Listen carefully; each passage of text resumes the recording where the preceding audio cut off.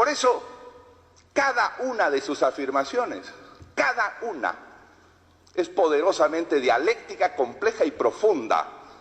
Y no debe ser leída una vez, como hacen algunos y repiten sin entender, sino leída muchas veces y a lo largo de varias etapas de la vida. Porque hay una comprensión de Aya de la Torre. A los 11 años, como cuando yo leí la literatura política del Perú, González Prada, Mariátegui y Aya de la Torre, que había escrito Eugenio Chan Rodríguez. Y otra la lectura, la última que hice, en el año 2002 para escribir un texto.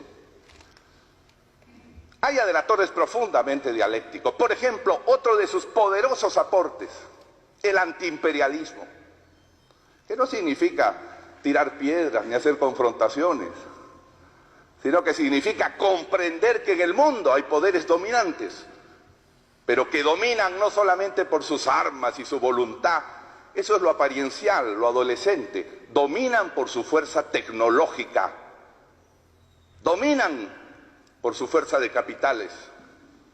Y entonces Aya de la Torre, a contracorriente del pensamiento facilista, se atrevió a decir en 1928 en su libro Liminar el antiimperialismo y el APRA. Antiimperialismo sí, pero antiimperialismo constructivo. Ahí está lo dialéctico. No es tirar la piedra, no es rechazar, no es presentar proyectos de ley para todo nacionalizar y después caer en la miseria, sino es comprender cuánto de ambivalente, como él dijo, tiene el imperialismo, que es dominante, que es amenazante, pero al mismo tiempo es dueño de la tecnología sin la cual no se puede dar el salto al desarrollo y al bienestar, salvo que se llame bienestar y socialismo al reparto de la miseria. Si eso es socialismo, se es antimarxista, porque Marx dijo que el socialismo sucede a la crisis pletórica, es decir, a la crisis de sobrecrecimiento del capitalismo. Es una crisis de riqueza el socialismo, no que una crisis de miseria, como se pregona y practica en algunas islas. El socialismo marxista, científico, como lo pensó él, es una crisis que viene después de la riqueza, del sobrepujo, el término es de Marx, de la máquina y del capital sobre la materia para producir riqueza. Y cuando la contradicción de esa enorme producción estalla, surge el socialismo para distribuir mejor los bienes. Socialismo que no tiene producción previa no es socialismo. Es, como él decía desdeñosamente, socialismo primitivo, socialismo utópico, que distribuye miseria, que distribuye hojotas, pero no tiene la fuerza de la máquina ni la capacidad de construir una sociedad mejor. Por eso aprendimos a pensar de Aya de la Torre, que ser rebelde no es ser tonto, que ser rebelde significa construir mejor una realidad, sabiendo tratar con ese imperialismo del cual hay que dominar sus arrestos de sujeción, pero del cual hay que saber aprovechar también las posibilidades. Aya de la Torre, a lo largo de su prolífica y extensa vida, pudo medir las consecuencias de sus ideas, porque él confrontó varios mundos sucesivos. Cuando él salió como estudiante del Perú, él llevaba algunas ideas precursoras, rebeldes, y cuando llegó a Inglaterra y a Rusia, él se encontró con que esa Inglaterra y esa Rusia en los primeros años del siglo XX, Inglaterra, Francia y Alemania, los países imperialistas, habían capturado el Asia, habían capturado África y se los habían incorporado como provincias y colonias constitucionalmente. 32 millones de kilómetros cuadrados. 25 Perúes pasaron a ser propiedad de Inglaterra, de Alemania, de Francia, de Bélgica. Pasaron a ser propiedad. Ese es el imperialismo que él vio.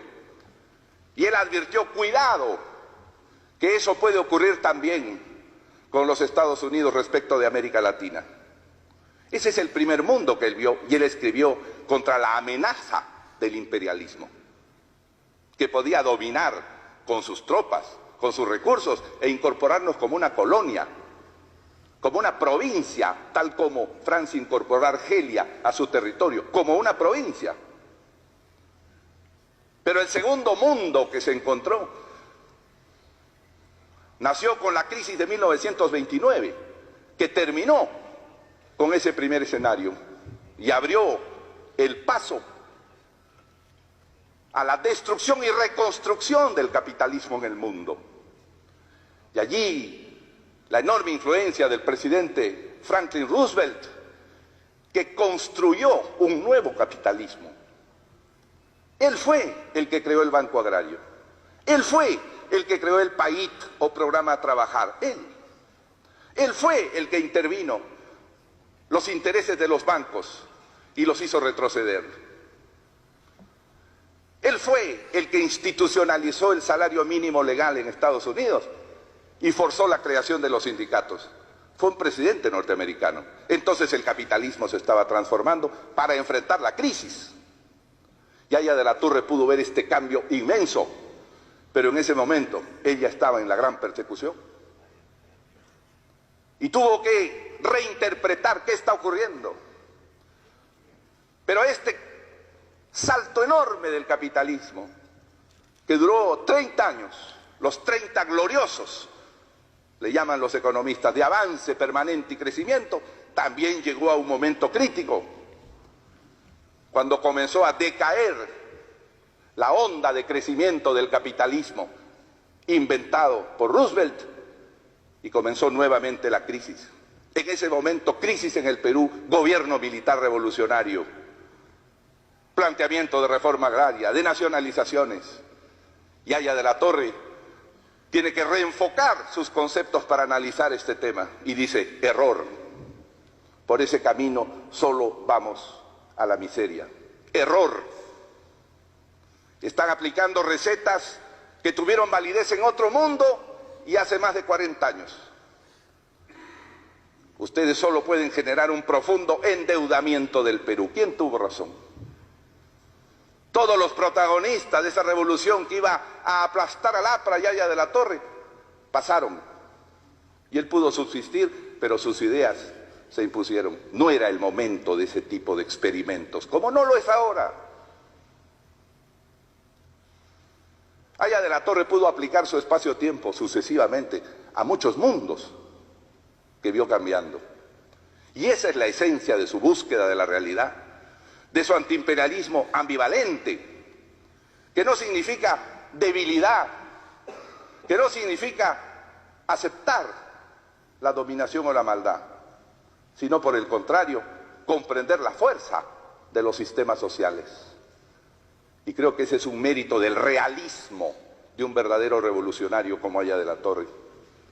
Pero él planteó, y su vigencia se extiende también por eso, la integración continental como respuesta al imperialismo. ¿Quién tenía razón? Cuando vemos Europa uniéndose, que comenzó a unirse después del planteamiento de Yaya de la Torre. Porque cuando él habló de la Unión Europea en 1925 y 26, de la Unión de América Latina, los franceses y los alemanes estaban en una guerra sorda, producto de la primera, que después terminaría en la Segunda Guerra Mundial. Nadie pensaba en la Unión Europea. Yaya de la Torre ya pensaba en la Unión Latinoamericana. Pero por abajo de ese pensamiento estaba el pensamiento global otra vez. La única manera de tener voz y sitio en el mundo es formando parte de conjuntos mayores, de pueblos continentes, como Antenor Orrego llamó